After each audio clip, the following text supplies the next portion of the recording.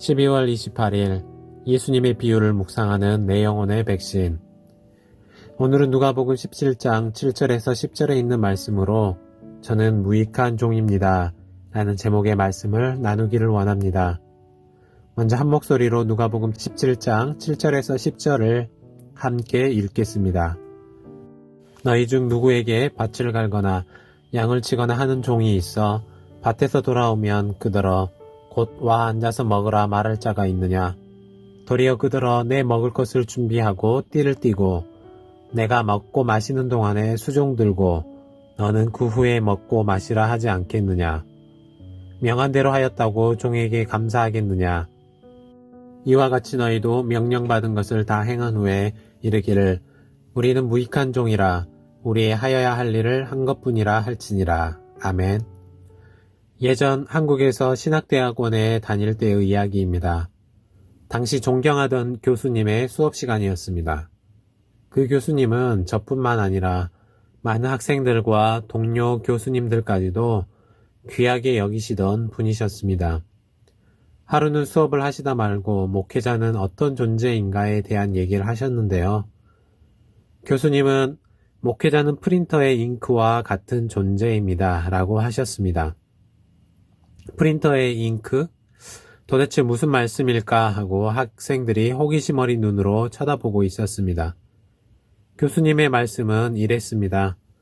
프린터를 하나 사면 잉크가 떨어질 때마다 교체해서 버리고 또 다른 잉크 카트리지를 구입해서 교체하는 것처럼 하나님께서 이 땅에 하나님 나라를 완성시키기 위해 교회를 세우시는데 이 교회를 위해 목회자들이 마치 자기 일인 것처럼 수고하고 애를 쓰지만 잉크가 다 떨어지고 나면 다른 카트리지로 교체가 되듯이 목회자도 하나님이 정하신 시간 동안 열심히 일을 하지만 시간이 다 되고 나면 내가 아무리 더 하나님 일을 하고 싶어도 할 수 없고 다음 사람으로 교체가 된다고 하셨습니다.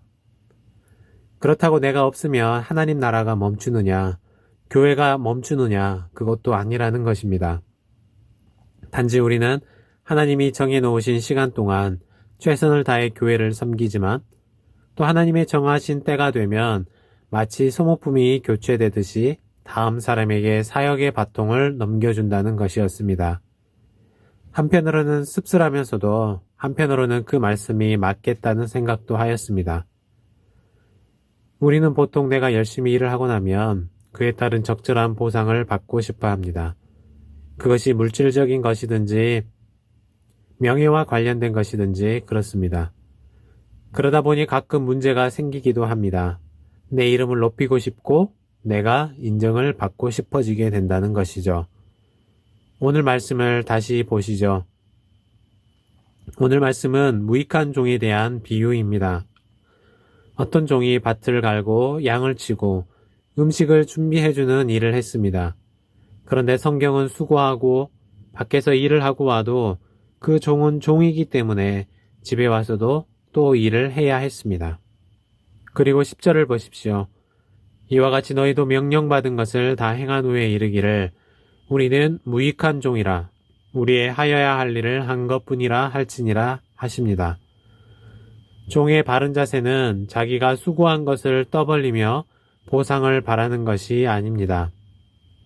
그저 주인의 명령이기 때문에 그 일을 묵묵히 해나가는 것입니다. 사실 우리가 습관처럼 저는 하나님의 종입니다. 그리스도의 종입니다. 이런 고백을 하죠. 그러나 정말 종처럼 종과 같이 사는 것은 쉽지 않은 문제인 것 같습니다. 그런데 어떻게 하면 이렇게 정말 우리가 하나님의 종된 삶을 살 수 있을까요? 이렇게 수고하고 헌신하면서도 우리가 넘어지지 않고 낙심하지 않을 수 있을까요? 이 모든 섬김을 아름답게 완수하기 위해 필요한 것은 무엇일까요? 오늘 말씀을 보면 바로 믿음입니다. 우리의 일상에 주어진 일들, 7절에 나오는 것처럼 밭도 갈고 양도 치고 음식을 준비하는 일을 할 때에도 믿음이 있어야 준비할 수 있고 산을 옮기는 것도 믿음이 필요합니다. 사실 예수님은 17장에서 계속 믿음과 관련된 말씀을 하셨습니다. 그 와중에 오늘 본문의 말씀이 들어있다는 건 참 신기하기도 하고 놀라운데요. 제자들은 예수님께서 말씀하시는 용서에 대한 가르침을 듣고 고민에 빠졌습니다. 과연 우리의 믿음의 수준으로 이렇게 용서의 삶을 살 수 있는가? 형제를 7번씩 용서할 믿음이 나에게도 있는가? 내가 그만한 사람이 되는가? 그래서 예수님께 우리에게 믿음을 달라고 요청을 하였습니다. 그런 제자들에게 예수님은 아무리 말 그대로 겨자씨 하나일 만한 우리가 작은 믿음을 가졌다고 할지라도 그것이 온전히 하나님을 의지할 수만 있다면 산을 옮길 만한 기적도 일으킨다고 말씀해 주십니다. 놀랍지 않습니까? 작은 믿음이지만 큰 기적을 일으킬 수 있다는 것입니다. 그런데 여기서 문제가 생길 수 있습니다. 믿음이 적은 사람이 갑작스럽게 놀라운 기적을 행하고 능력을 발휘하게 되면 어떤 문제가 생겨날 수 있을까요? 아마도 많은 사람들이 영적 교만에 빠질 수 있게 될 것입니다. 예수님께서는 우리의 믿음이 놀라운 기적을 행할 수도 있지만 동시에 그것이 독이 되어서 한 영혼을 무너뜨릴 수도 있다는 것을 잘 아셨습니다. 그래서 미리 경고를 하시는 건데요. 아무리 우리가 일을 잘하고 밭을 잘 갈고 양을 잘 치고 음식을 정말 잘 만드는 사람이라고 할지라도 그것이 나의 명예가 되고 스스로 자만하고 높아질 일이 아니라는 것이죠. 우리가 놀라운 일을 해내는 것은 어디까지나 하나님께서 우리에게 은혜를 주셨기 때문입니다. 그저 우리는 하나님이 사용하시는 막대기가 되어서 기적의 현장에 있었을 뿐입니다. 모세를 생각해 볼까요? 모세는 놀라운 기적을 베풀었습니다. 모세는 항상 지팡이를 들고 다녔습니다. 모세의 기적에는 항상 이 지팡이가 함께 했습니다. 지팡이로 바위를 치면 물이 나옵니다. 바다를 가리키면 홍해가 갈라지고 별의별 기적이 이 지팡이에서 나왔습니다. 그런데 만일 사람들이 이 지팡이를 지도자로 따르고 모세는 무시한다면 어떻게 되겠습니까? 지팡이 스스로 내가 한 일이라고 떠벌리고 다닌다면 어떻게 될까요? 우리는 누구도 이 일이 지팡이가 한 일이라고 생각하지도 말하지도 않습니다. 마찬가지이죠.